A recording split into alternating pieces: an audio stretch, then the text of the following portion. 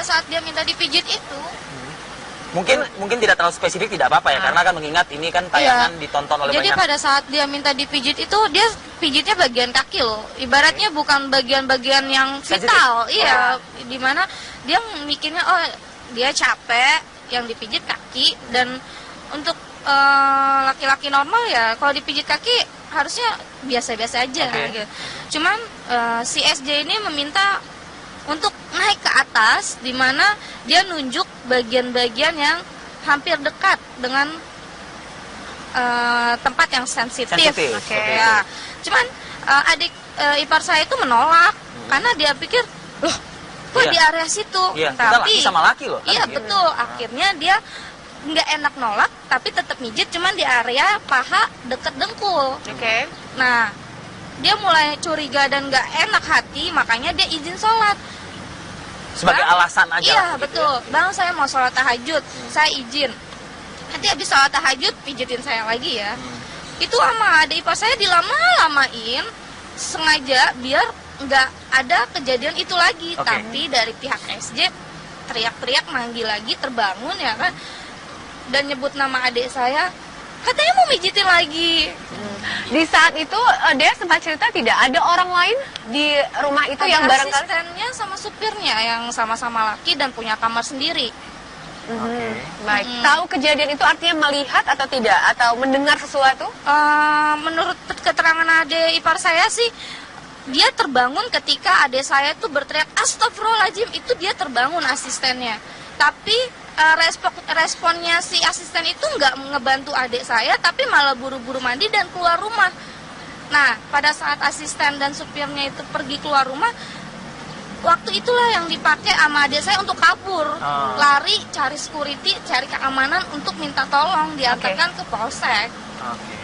Gitu. Baik. Saya ingin tahu juga begitu loh, apakah memang kita bicara mungkin sama manusia ya, P dan A begitu juga Bang Osner, namanya manusia kan ada early warning ya, gitu loh, artinya ada batasan. Tadi saya sepakat dengan A begitu bahwa sebetulnya kan ada batasannya, sehingga dia oke lah mungkin mencari-cari alasan dengan mengatakan sholat tahajud seperti itu begitu.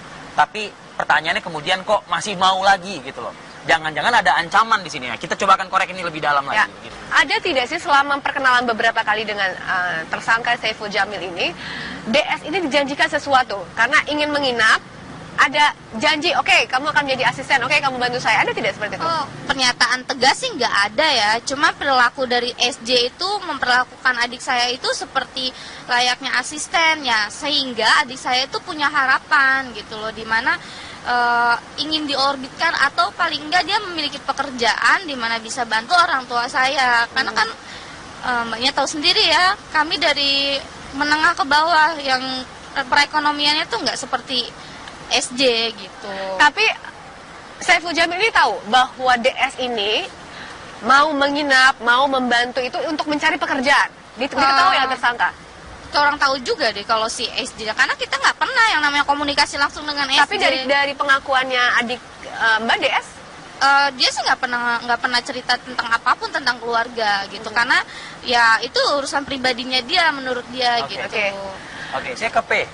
Pertanyaan saya tadi, mungkin Anda mendapatkan keterangan dari adik Anda begitu di Polsek terkait dengan adakah indikasi ancaman, Mas P? Karena kita laki-laki ya, ini saya bertanya sama laki-laki, Bang Osner juga.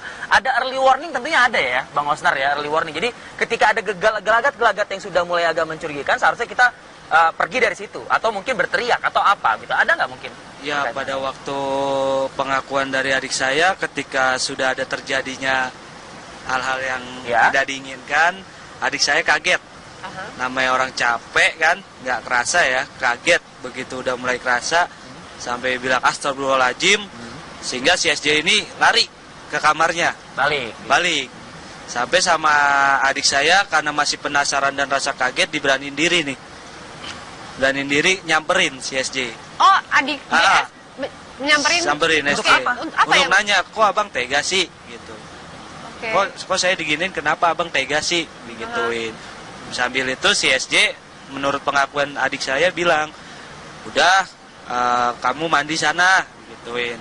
Kok abang tega sih, gituin. kamu mau duit gak? Udah mandi sana buat sholat subuh gitu. Itu ada pernyataan keluar dari mulut Saiful Jamil. Iya, hanya itu yang diucapkan. Sampai akhirnya pas si SJ untuk mandi ya, melakukan mandi, adik saya lihat pembantunya udah siap-siap karena pintu semua udah dibuka. Di saat itulah waktu yang dimanfaatkan untuk adik saya untuk kabur. Sampai sepatu aja belum dipakai, diangkat. Dia berusaha dia berusaha netralin keadaan yang nekan dia sampai akhirnya nemuin pos security komplek gitu. Dari security kompleks itu dia cerita pun security komplek awalnya masih belum percaya. Ada hal lain nggak selain tadi Anda mengatakan dari pengakuan DS yang menyebutkan bahwa Saiful berusaha untuk mencoba untuk mengalihkan kepanikan korban ya DS dengan cara disuruh mandi dan akan diiming-imingi dengan uang gitu. Ada hal lain mungkin yang menjadi buat DS tuh semakin takut, semakin khawatir. Itu. Ya kita tahu lah ya, namanya ada berita-berita sebelumnya kan, kalau untuk hubungan kayak gitu kan lebih ditakutkan.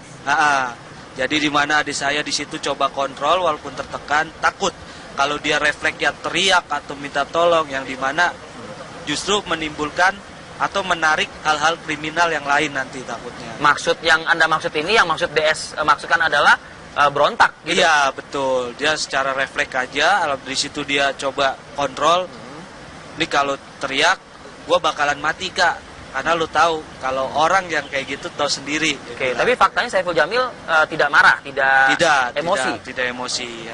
Nah karena di situ adik saya ngambil momennya di situ, di saat beliau mandi, si SJ mandi, pembantunya atau asistennya sudah mau jalan keluar ke masjid untuk melakukan ibadah. Di situ adik saya memanfaatkan waktu untuk kabur karena memang nggak bawa kendaraan kan adik saya.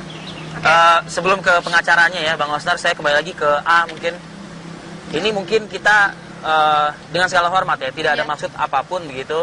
Kalau kita boleh mengetahui seluk beluk atau latar belakang DS ya. Sampai saat ini masih sekolah? Masih, kelas 3 SMA. Mau ujian lagi. Kabarnya punya pacar? Punya, dia punya pacar. Jadi selama kemarin sebelum kenal Saiful Jamil pun dia sering ngenalin gitu loh. Walaupun ngenalinnya tuh, Kak nih pacar aku lewat mengenalkan handphone. Ke Saiful Jamil? Enggak dong, ke saya. Terus namanya anak-anak ABG segitu ya, entah 2 minggu, sebulan putus ganti lagi, wajar lah gitu kan. Jadi menurut saya adik saya tuh normal gitu. Jadi kalau ada tudingan-tudingan adik saya sejenis kayak dia gitu. Tapi Anda menyadari nggak kalau misalnya adik ipar Anda ini ngefans banget sama Enggak. Gini loh, menurut pengakuan adik saya bukan ngefans banget gitu loh. Hanya karena dia sering nonton di akademi, di suatu acara TV makanya dia memprioritaskan satu artis di situ yang dia suka gitu. Bukan berarti dari sekian banyak artis dia paling suka dengan Saiful Jamil. Tidak. Artinya secara kebetulan ketika datang ke satu program itu memang bertemunya dengan Saiful Jamil. Iya, betul. Karena yang memberikan respon lebih itu dia gitu loh. Karena hanya si Saiful Jamil lah yang memberikan respon lebih, sehingga wah, dia menghargai saya loh sebagai penonton, ibaratnya. Sekali lagi mohon maaf ya, kalau kita mungkin berkaca ke pernyataan Mbak Eli tadi, bahwa artis ini termasuk Saiful Jamil ini gemar memberikan uang gitu Bang Osner. Iya kan, gemar memberikan uang. Dan melalui pemberitaan beberapa kali begitu diketahui adik Anda ini sering juga menerima uang meskipun tidak terlalu besar jumlahnya, 50.000 dan lain-lainnya gitu. Tapi frekuensinya sering. Apakah karena mengiming-iming uang ini sehingga akhirnya mau saja dekat begitu saja dengan diajak nginep di rumah yang baru kenal seperti itu? Diajak nginepnya itu dalam artian mungkin saya kalau diminta tenaga saya akan diberikan uang gitu loh. Dimana diajak nginepnya ini bukan tanda kutip dia mau diginiin, mau digituin gitu loh. Tapi dengan artian tenaga saya dibutuhkan, apalagi saya lihat asistennya itu kewalahan menurut adik saya ya, waktu dia melihat setiap kali ada acara TV asistennya tuh seperti kewalahan. Nah, mungkin tenaga saya dibutuhkan kali ya, untuk bantu-bantu, lumayan lah kalau nanti saya dikasih uang gitu kan. bukan berarti saat diajak nginap atau diajak bersama dengan Saiful Jamil tuh dia mau diapa-apain terus dikasih uang. Enggak gitu. Kita juga harus perlu konfirmasi karena kabarnya kalau dari pernyataan salah satu rekan Saiful Jamil, DS ini bukanlah penonton yang datang untuk dibayar. Ya, bukan. Artinya datang dengan kemauan sendiri. Ya, gitu ya. Keluarga tahu ya bahwa DS ini datang ke acara sesuatu program untuk menonton dan lain sebagainya, tahu? Tahu. Oke. Itu pun taunya kalau untuk yang pertemuan pertama, pertemuan kedua itu taunya setelah dia datang, dia cerita, "Kak, kemarin nonton nih acara ini," gitu kan, ketemu si Saiful Jamil gitu kan. Nah, terus dia bersikap seperti aku ini asistennya gitu. Doain aja siapa tahu ada rezeki di situ gitu. Oke. Orang tua saat ini bagaimana menyikapi kasus ini? Ya, kalau orang tua benar-benar shock banget. Orang tua mana sih yang secara lapang dada ibaratnya nerima kenyataan bahwa anaknya seperti itu ya. Nah, jadi ya diberlakukan seperti itu. Jadi orang tua sampai saat ini masih shock keadaannya. Makanya kenapa dari saya yang ditunjuk, karena memang saya sebagai perwakilan dari keluarga. Oke. Selama ini tidak pernah ada himbauan dari keluarga begitu loh, mengingat buktinya, faktanya KPAI aja ya, Komisi Perlindungan Anak Indonesia saja tuh merilis begitu bahwa ya waspadalah kepada pihak-pihak atau figur-figur artis yang ya mohon maaf dengan segala hormat kebanci-bancian seperti itu. Sudah, justru malah saya yang yang ngingetin. Waktu di saat adik saya izin yang pas SMS, minta tolong suruh SMS ke orang tua saya yang ngingetin, "Dek, walaupun kamu di rumah orang, tetap ibadah jangan putus. Dan jangan sampai bergaul dengan kaum..." Itu diingatkannya kapan? Diingatnya pada pas waktu malam yang di SMS itu. Iya. Malam sebelumnya, karena ini kan bukan nginap pertama kali kan saat itu ya? Itu yang pertama kali. Pertama kali justru. Oke, itu sudah diingatkan oleh pihak keluarga. Tapi dekat dengan kalangan artis yang seperti ini baru tahu juga sekarang ini. Iya, betul. Sebelumnya nggak ada. Sebelumnya nggak pernah. Oke. Bang Osner, kita mengetahui Bang, ada ini mungkin terakhir ya, sekaligus penutup begitu. Kita ketahui bahwa pengacara dari Saiful Jamil, ini keluarga kan tidak terima, kabarnya kan seperti itu. Ini minta disebutin sebagai korban, jangan sebagai tersangka begitu. Dan membantah bahwa sudah pernah mengakui itu tidak pernah gitu. Tidak benar informasi tersebut. Ya, kita bisa melihat ataupun mendengar berita-berita pertama sekali ya, bahwa Bang Nipol itu ketika dilakukan pemeriksaan dan pemeriksaan buat BAP ya, dan didampingin oleh pengacara, di situ kan jelas dituangkan dalam BAP bahwa mengakuin hilaf dan minta maaf ya. Nah kemudian penutupan BAP ditandatangani oleh tersangka dan pengacara. Artinya ya sudah jelas pertama sekali. Nah kalau dibilang korban, yang korban itu murni adalah ADS. Karena apa? Pada saat kejadian itu Bang Ipul itu kan bukan di kamarnya. Kalau di kamarnya kejadian, ya DS yang datang sana bisa dong beralibi atau berdalil sebagai korban. Tapi ini kan kejadian di kamar atau di ruang yang pada saat itu DS sedang tidur pulas, ya. Kemudian ia mengajak untuk menginap di rumah Bang Ipul itu, kan Bang Ipul sendiri, bukan permintaan oleh klien kami DS, ya. Nah, yang jelas perlu diketahui oleh kalangan publik sampai saat ini ketenangan akibat dari perlakuan itu ya sampai saat ini belum pulih. Jam 4 Artinya pagi. indikasi damai yang dikatakan oleh pihak pengacara dari Saiful Jamil itu benar atau tidak? Sampai saat ini belum pernah. Saya ingin dengar dari keluarga Bang. Siap. Benar atau tidak? Gini, damai yang dimaksud dari pihak Saiful Jamil pun nggak ada yang namanya datang ke kami untuk minta maaf ya. Sama sekali? Sama sekali, sampai detik ini. Baik itu keluarganya Saiful Jamil? Betul, nggak ada sama sekali. Kita belum pernah sama sekali ketemu ya. Kalau maaf itu Belum. ada? Kita maafin, tapi bukan berarti kita cabut perkara dan damai gitu aja, enggak. Hukum tetap berjalan, orang kayak gitu harus dihukum. Baik. Oke, orang kayak gitu harus. Baik. Bang Osner. Bang Teh. Bang Osner? Ya, kita tunggulah Bang ya perkembangan lebih lanjut seperti apa. Yang jelas tentunya akan tetap memberikan pendampingan hukum ya kepada keluarga korban ya. Siap. Oke. Dan pernyataan dari keluarga ini. Dari keluarga? Kita akan coba kita coba konfirmasi kembali. Ada pihak lain, ada dari pengacara Saiful Jamil dan juga dari pihak kepolisian. Kak, nih pacar aku lewat mengenalkan handphone. ke Saiful Jamil? Enggak dong, keluarga. Ke saya. Terus namanya anak-anak ABG segitu ya, entah 2 minggu, sebulan putus ganti lagi, wajar lah, gitu kan. Jadi menurut saya adik saya tuh normal gitu. Jadi kalau ada tudingan-tudingan adik saya sejenis kayak dia gitu. Tapi Anda menyadari nggak kalau misalnya adik ipar Anda ini ngefans banget sama Enggak. Gini loh, menurut pengakuan adik saya bukan ngefans banget gitu loh. Hanya karena dia sering nonton di akademi, di suatu acara TV makanya dia memprioritaskan satu artis di situ yang dia suka gitu. Bukan berarti dari sekian banyak artis dia paling suka dengan Saiful Jamil. Tidak. Artinya secara kebetulan ketika datang ke satu program itu memang bertemunya dengan Saiful Jamil. Iya, betul. Fokusnya karena yang hanya memberikan respon lebih itu dia gitu loh.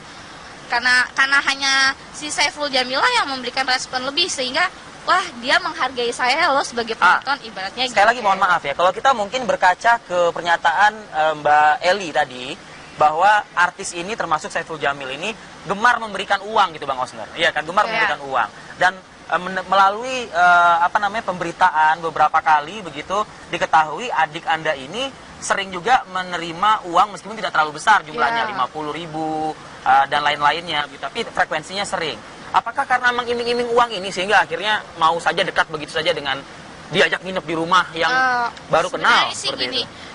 Diajak nginepnya itu dalam artian mungkin saya kalau diminta tenaga saya akan diberikan uang gitu loh. Dimana diajak nginepnya ini bukan tanda kutip dia mau diginiin, mau digituin gitu loh. Tapi dengan artian oh ya, tenaga saya dibutuhkan, apalagi saya lihat asistennya itu kewalahan menurut adik saya ya, waktu dia melihat setiap kali ada acara TV asistennya tuh seperti kewalahan. Nah, mungkin tenaga saya dibutuhkan kali ya untuk bantu-bantu. Lumayan lah kalau nanti saya dikasih uang gitu kan. Bukan berarti saat diajak nginap atau diajak bersama dengan Saiful Jamil tuh dia mau diapa-apain terus dikasih uang. Enggak gitu. Kita juga harus perlu konfirmasi karena kabarnya kalau dari pernyataan salah satu rekan Saiful Jamil, DS ini bukanlah penonton yang datang untuk dibayar. Ya, bukan. Artinya datang dengan kemauan sendiri. Seperti itu gitu. Tapi pertanyaannya kemudian kok masih mau lagi gitu loh. Jangan-jangan ada ancaman di sini ya. Kita coba akan korek ini lebih dalam lagi. Gitu. Ada tidak sih selama perkenalan beberapa kali dengan tersangka Saiful Jamil ini, DS ini dijanjikan sesuatu karena ingin menginap, ada janji, oke, kamu akan jadi asisten, oke, kamu bantu saya. Ada tidak seperti itu? Pernyataan tegas sih nggak ada ya. Cuma perilaku dari SJ itu memperlakukan adik saya itu seperti layaknya asisten ya, sehingga adik saya itu punya harapan gitu loh, dimana ingin diorbitkan atau paling enggak dia memiliki pekerjaan di mana bisa bantu orang tua saya. Karena kan mbaknya tahu sendiri ya, kami dari menengah ke bawah yang perekonomiannya tuh nggak seperti SJ gitu. Tapi Saiful Jamil ini tahu bahwa DS ini mau menginap, mau membantu itu untuk mencari pekerjaan. Diketahui oleh tersangka. Orang tahu juga deh kalau si SJ, karena kita nggak pernah yang namanya komunikasi langsung dengan SJ. Tapi dari pengakuannya adik Mbak DS, dia sih nggak pernah cerita tentang apapun tentang keluarga gitu, karena ya itu urusan pribadinya dia menurut dia gitu. Oke, saya ke P. Pertanyaan saya tadi, mungkin Anda mendapatkan keterangan dari adik Anda begitu di Polsek terkait dengan adakah indikasi ancaman, Mas P? Karena kita laki-laki ya, ini saya bertanya sama laki-laki, Bang Osner juga. Ada early warning tentunya ada ya, Bang Osner ya, early warning. Jadi ketika ada gelagat-gelagat yang sudah mulai agak mencurigakan, seharusnya kita pergi dari situ. Atau mungkin berteriak, atau apa gitu. Ada nggak mungkin? Ya, pada waktu pengakuan dari adik saya, ketika sudah ada terjadinya hal-hal yang tidak diinginkan, adik saya kaget. Namanya orang capek kan, nggak kerasa ya, kaget. Begitu udah mulai kerasa, sampai bilang astagfirullahaladzim, sehingga si SJ ini lari ke kamarnya, balik sampai sama adik saya karena masih penasaran dan rasa kaget diberaniin diri nih, nyamperin si SJ. Adik DS nyamperin SJ untuk nanya, kok abang tega sih gitu. Kok saya diginin, kenapa abang tega sih, digituin. Sambil itu si SJ menurut pengakuan adik saya bilang, udah kamu mandi sana, gituin. Kok abang tega sih, gituin. Kamu mau duit gak? Udah mandi sana buat sholat subuh, gituin. Itu ada pernyataan keluar saat dia minta dipijit itu.